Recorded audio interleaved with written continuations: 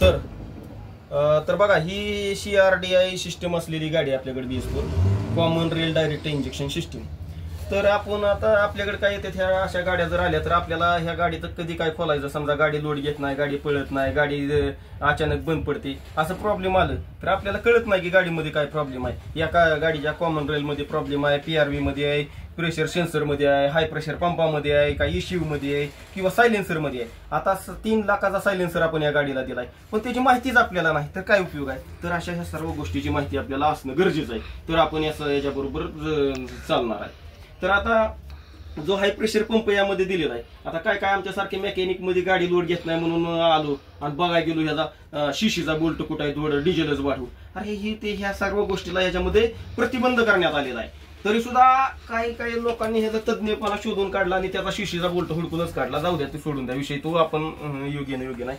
तर ह्या गाडीला काय झालं, इंजिनला टायमिंग, पंपाला टायमिंग नाही, तर मग तुम्ही म्हणणार कसं काय, तर कॅमशाफ्ट पोझिशन सेन्सर आणि क्रँकशाफ्ट पोझिशन सेन्सर याच्याद्वारे ECU ला संदेश दिला जातो आणि त्यावेळी त्याचं फ्युएल इंजेक्शन होतं. हा बघा, हा खाली वायर जी गेली ना, ही खाली येतं, ती ह्याला गेली क्रँकशाफ्ट पोझिशन सेन्सरला डंपर पुलीवर, आणि ह्या पंपाच्या जिथं टायमिंग पिन बसती तिथं एक वायर गेली, तो तिथं कॅमशाफ्ट पोझिशन आहे, कॅमशाफ्ट पोझिशन सेन्सर आहे.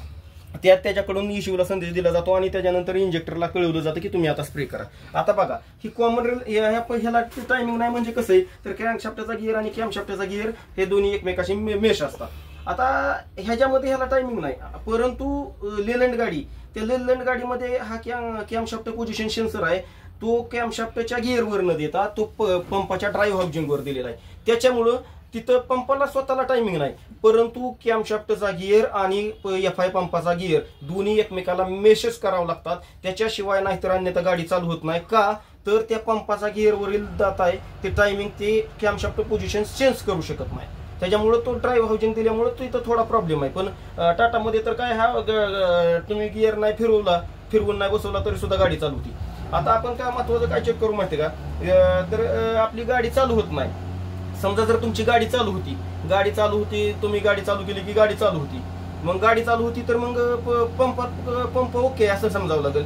परंतु गाडी चालू होती आणि गाडी काय अशा थोड्या अंतरावर गेली आणि रेस केली किंवा गाडीवर लोड दिला तर गाडी बंद पडते, तर काय करणार तुम्ही, मग फॉल्ट कसा शोधायचा. किंवा गाडी चालू केल्यानंतर आपण लोड दिला तर लोड घेत नाही, तर काय करायचं. मग अशा वेळेस आपल्याला सर्वात प्रथम ह्या गाडीचं नौजल चेक करावं लागतं. आता नौजलला काय करायचं, नौजलमध्ये सर्वात महत्वाचं तुम्हाला सांगतो, आता लेलंडमध्ये कसं आहे, स्वतंत्र वायर आहेत ह्या, आणि टाटामध्ये ह्याला एक वायर आहे नौजलला. तर प्रत्येक ऑटोमायझरची वायर काढायची तुम्ही. आता टाटामध्ये काढता येत नाही, तर लेलंडमध्ये सांगतो तुम्हाला, प्रत्येक ऑटोमायझरची वायर काढायची. आणि वायर काढली, जर एक ऑटोमायझरची वायर काढली आणि इंजिन जर मिशिंग झाल्यासारखं जाणवलं तर इंजेक्टर ओके. समजा एखाद्या ऑटोमायझरची वायर काढली आणि इंजिन मिशिंग होत नसेल तर तो ऑटोमायझर खराब आहे असं 100% समजून चालायचं. दुसरी पद्धत आहे एक ऑटोमायझर चेक करायची, ते म्हणजे त्या ऑटोमायझरचं रिटर्न पाईप काढायचा आणि एका बॉटलमध्ये धरायचा मेजरिंगमध्ये. त्या मेजरिंग बॉटलमध्ये धरल्यानंतर एका सेकंदामध्ये एका ऑटोमायझर मधून 10 मिली डिझेल यायला पाहिजे. त्याच्यापेक्षा जास्त डिझेल येत असेल तर त्या ऑटोमायझरचं रिटर्न जास्त प्रमाणात आहे, त्याच्यामुळे तो ऑटोमायझर खराब आहे समजा.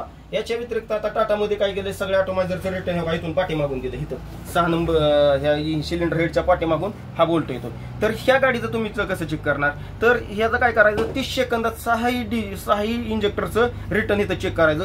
30 सेकंदात 70 ते 75 मिली आलं पाहिजे ह्याच्यामधून डिझेल. जर याच्यापेक्षा जास्त असेल तर हे ऑटोमायझर खराब आहेत, म्हणजे हे ऑटोमायझरचं रिटर्न जास्त प्रमाणात आहे. तर अशा प्रकारे हे ऑटोमायझर चेक करायचं. आता तुम्ही ऑटोमायझर झालं, त्याच्यानंतर तुम्ही FI पंपाचा ह्या पंपाचं कसं करणार, तर आता पंप जर तुमचा लोड घेत नाही तर तुम्ही काय करायचं, आपल्या ह्या पंपाला खाली DRV आहे, DRV वाल हाय प्रेशर पंपाला, तर तो DRV खराब झालाय असं समजायचं. समजा तिथून जर रिटर्न जास्त येते आणि हे बघा, इकडे बघा, इथं दाखवा, हा जो PRV वाल आहे, कॉमन रेलचा PRV वाल, हा PRV वाल पंपाकडून प्रेशर येते, पण हा PRV जर सोडून देत असेल माघारी इथनं रिटर्नला, तर ही PRV चेंज करून बघायचं. समजा ही PRV चेंज केला आणि तरी सुद्धा तसंच होत असेल तर तुम्ही हो का, PRV कसा चेक करायचा, ही पाईप काढायचा बघा, ही पाईप काढायचा असा बाजूला आणि गाडी चालू करायची. गाडी स्थिर जागेवर चालू ठेवायची आयडलिंग मध्ये. जर आयडलिंग मध्ये गाडी चालू असेल आणि हा पाईप काढलेला असेल तर हा कॉमन रेलच्या दांड्यातून एक थेंबही डिझेल आलं नाही पाहिजे. जर ह्या कॉमन रेलच्या ह्याच्यातून डिझेल येत असला आयडलिंग मध्ये तर पीआरबी खराब आहे. जर आता पीआरबी बदलला आपण, समजा गाडी चालू केली, गाडी चालू केल्यानंतर सुद्धा गाडी लोड घेत नाही, तर तुम्ही त्याच्यानंतर काय करायचं, हा प्रेशर सेन्सर बघायचा याच्या वायर येत का.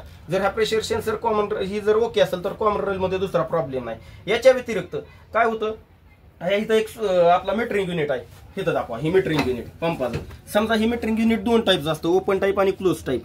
जर हे मीटरिंग युनिट खराब झालं किंवा ओपन टाईप असलं आणि ते मागच्या बाजूला अडकून बसलं तर पंप नेहमी हाय प्रेशर देत असतो. जर पंपाने हाय प्रेशर दिलं तर कॉमन रेल मधून डिझेल असं माघारी परत ट्रीटमेंट टाकीमध्ये जात असतं.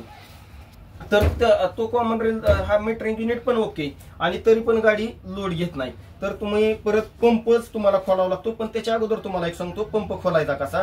तर तुम्ही आपला टाकीच्या पुढे एक फिल्टर आहे, डिझेल फिल्टर, प्री फिल्टर म्हणायचं त्याला, त्याच्यावर हँडपंप दिलाय. ती हँडपंप दाबायचा आणि ती हँडपंप दाबल्यानंतर